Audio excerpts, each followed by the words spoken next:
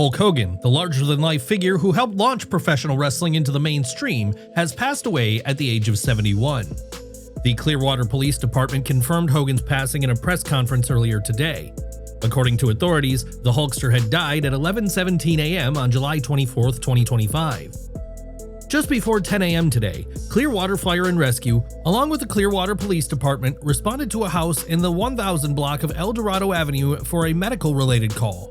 It was discovered at that time that Terry Belair, also known as Hulk Hogan, was experiencing a serious medical-related issue. Personnel provided medical treatment at that time and transported Mr. Belair to Morton Plant Hospital, where he died at 11:17 a.m. The police added that there were no signs of foul play or suspicious activity.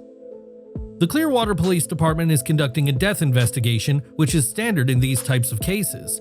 There are no signs of foul play or suspicious activity related to this call for service at this time. Our personnel is providing the family with the necessary resources. I'm strongly encouraging everyone to keep the family in their thoughts and respect their privacy during this difficult time. We will not be answering any questions, but we will provide additional information when it becomes available. Though the full circumstances of his death remain under standard investigation protocol, video footage from outside his residence has already begun circulating online. In a clip posted by user Chris Glass on TikTok, paramedics and police officers are seen carrying Hogan on a stretcher before loading him into the ambulance. After the official confirmation of his passing, many fans and media outlets began to reflect not just on Hogan's death, but on the towering influence he had on the industry. Terry Belair, known to the world as Hulk Hogan, wasn't just a WWE superstar, he was the face of a movement. With his red and yellow gear, charisma, and unforgettable promos, Hogan helped redefine the landscape of wrestling, transforming it from regional entertainment into a global phenomenon. His crossover success into Hollywood with films like Rocky III cemented his place in pop culture.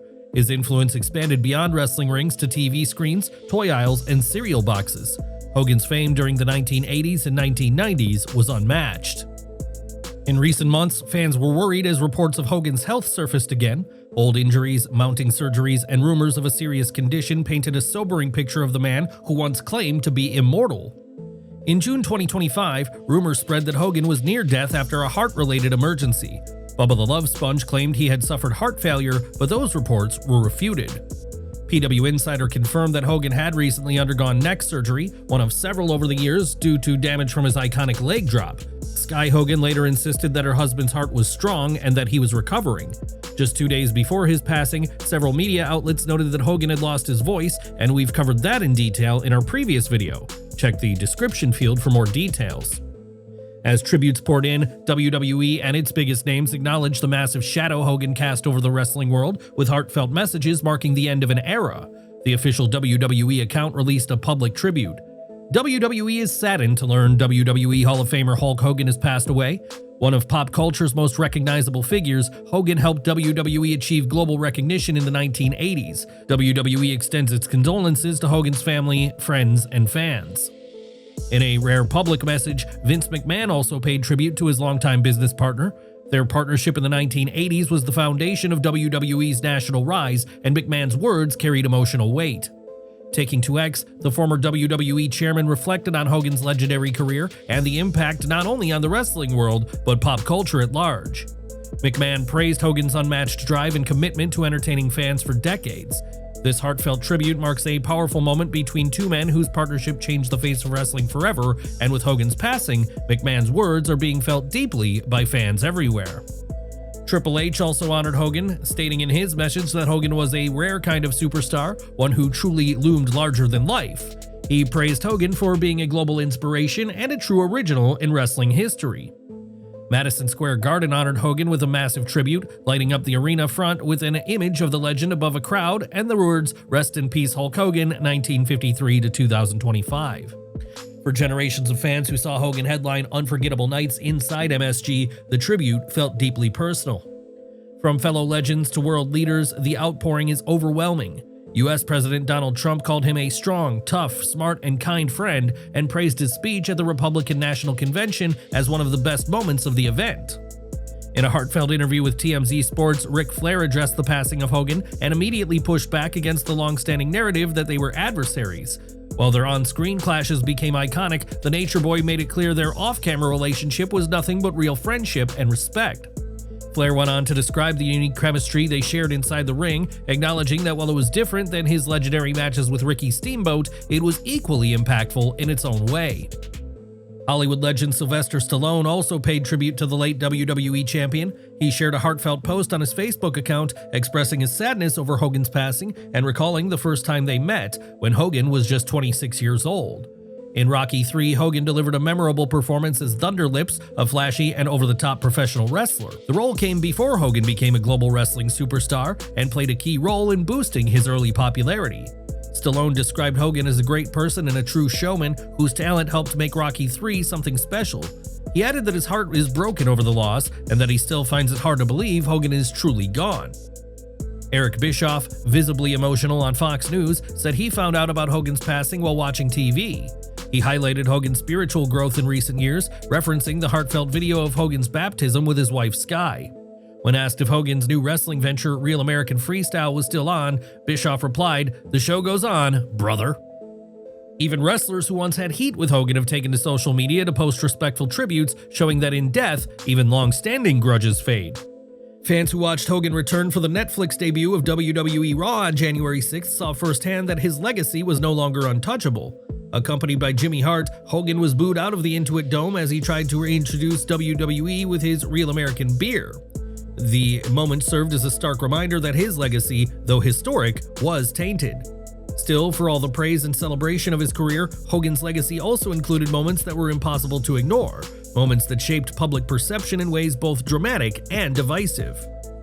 In 1985, Hogan choked out TV host Richard Belzer in a chinlock on live TV. Belzer cracked his head on the floor, needed 9 stitches, and sued Hogan for $5 million. The case settled out of court, and Belzer used the money to buy a home in France. He named it Chez Hogan.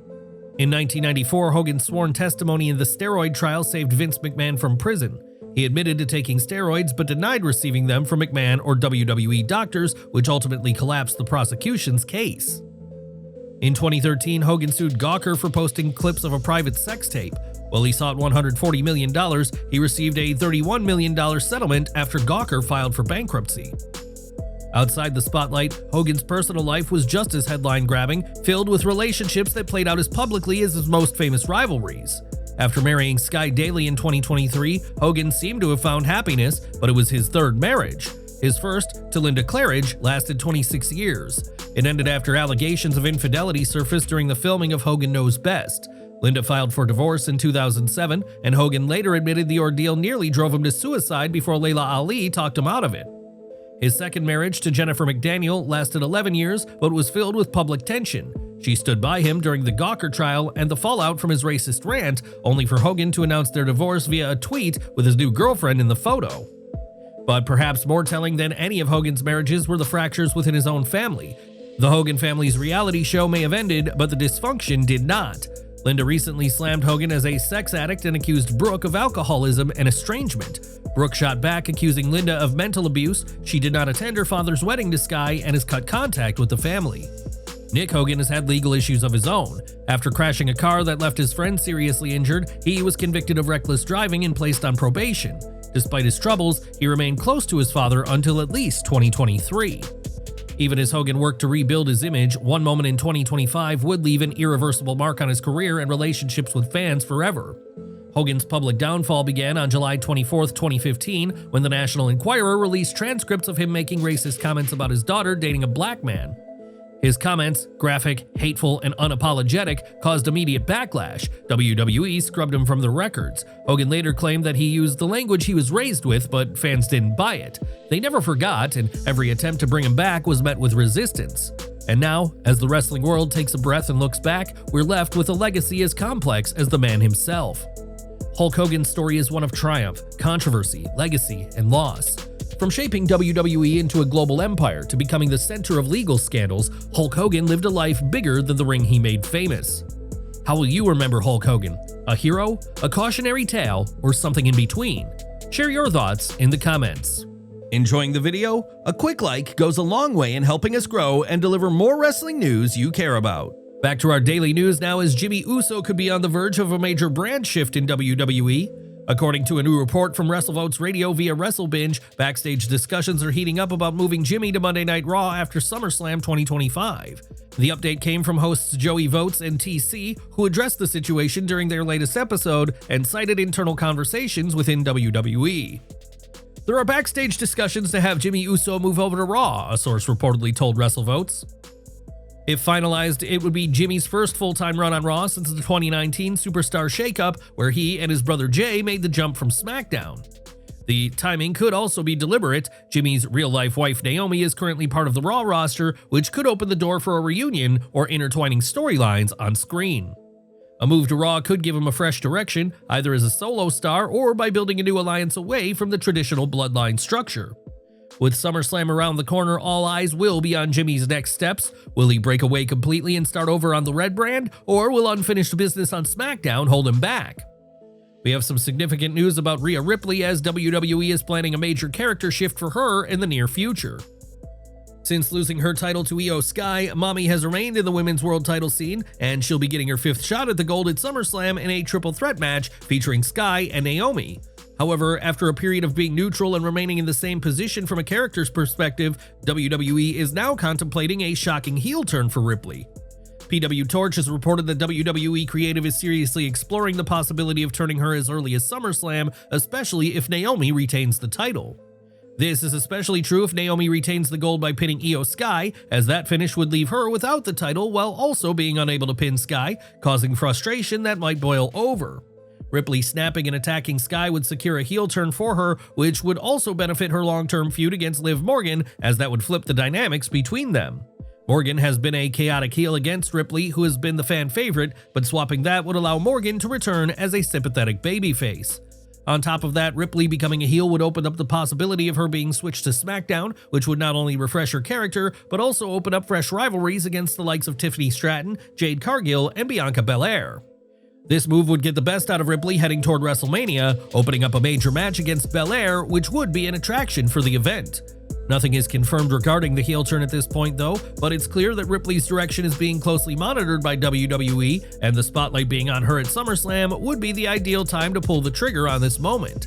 What do you think? Should Rhea Ripley turn heel at SummerSlam, or is there still more to explore with her as a babyface? Let us know your thoughts in the comments below. Elsewhere, the July 24th episode of TNA Impact saw all the fallout from Slammiversary unfold, with Santino Marella addressing the tension of NXT's growing influence on the company.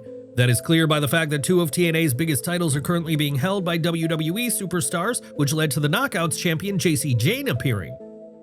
Masha Slamovich was quick to interrupt her as she vented her frustration about how the match unfolded at Slammiversary, while she reminded everyone that she'd carried the division for months.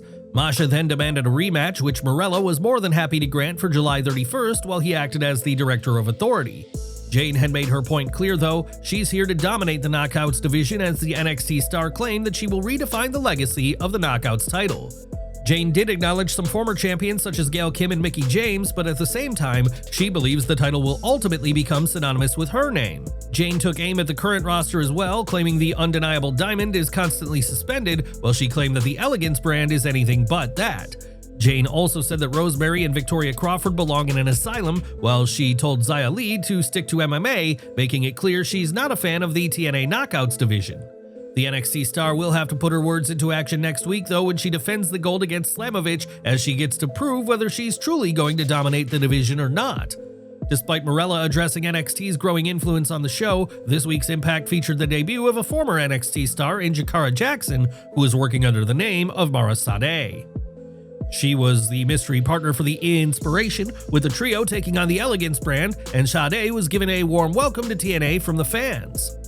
Jackson was released by WWE back in May, therefore it hasn't taken her long to find a new home to move forward in wrestling, but it will remain to be seen whether she ends up returning to NXT for a cameo in the future. Sade's future in TNA will be interesting to see unfold, but she's gotten off to a great start with this debut. Speaking of top women's wrestlers, Bianca Belair is still out of action after suffering a serious finger injury at WrestleMania 41, and the EST of WWE remains unsure of when she'll return to the ring.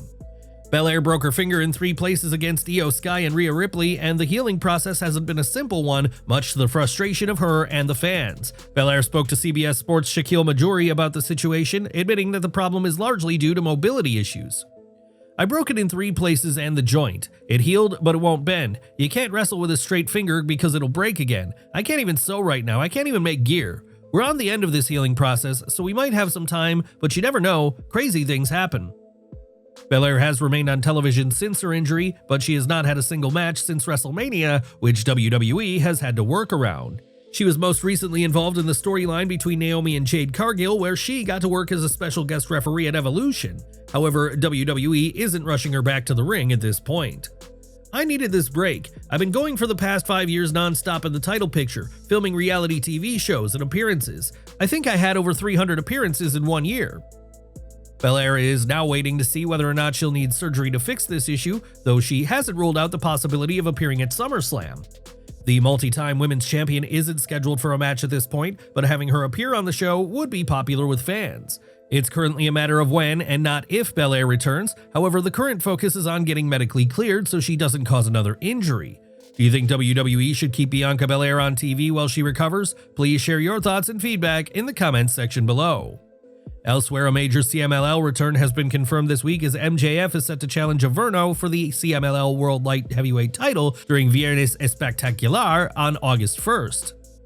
It will mark his second match for the company, while he remains in a feud with one of CMLL's top stars, Místico, with speculation remaining that they will face each other at CMLL's anniversary event in September. Whether that match ends up being for a title will remain to be seen though, as MJF will have the opportunity to claim some non-AEW gold here.